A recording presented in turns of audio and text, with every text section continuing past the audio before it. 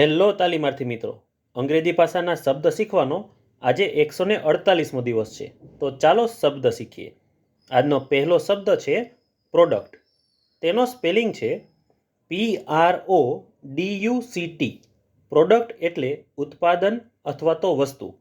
ઉદાહરણ તરીકે, this product is very popular in the market.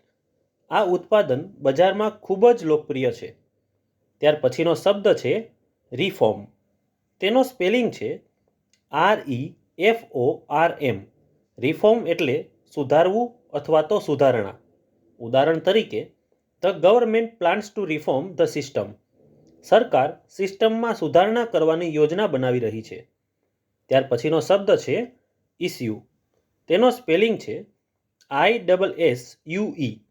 Issue એટલે મુદ્દો અથવા તો સમસ્યા. ઉદાહરણ તરીકે, this is an important issue to discuss.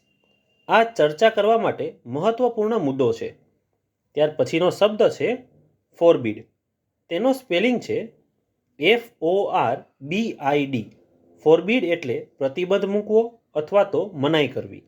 ઉદાહરણ તરીકે, smoking is forbidden in this area. આ વિસ્તારમાં ધૂમ્રપાન મનાઈ છે. ત્યાર પછીનો શબ્દ છે રિસ્ટ્રિક્ટ. તેનો સ્પેલિંગ છે RESTRICT.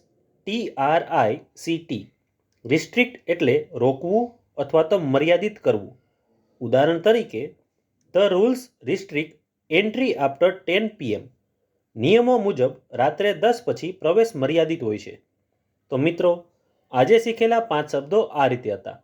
પ્રોડક્ટ એટલે વસ્તુ, રિફોર્મ એટલે સુધારણા, ઇસ્યુ એટલે મુદ્દો, ફોરબીડ એટલે મનાઈ કરવી અને રિસ્ટ્રિક્ટ એટલે મર્યાદિત કરવું. તો આવી જ રીતે ITIની અને જોબની અપડેટ માટે આ ચેનલને સબસ્ક્રાઈબ જરૂર કરજો.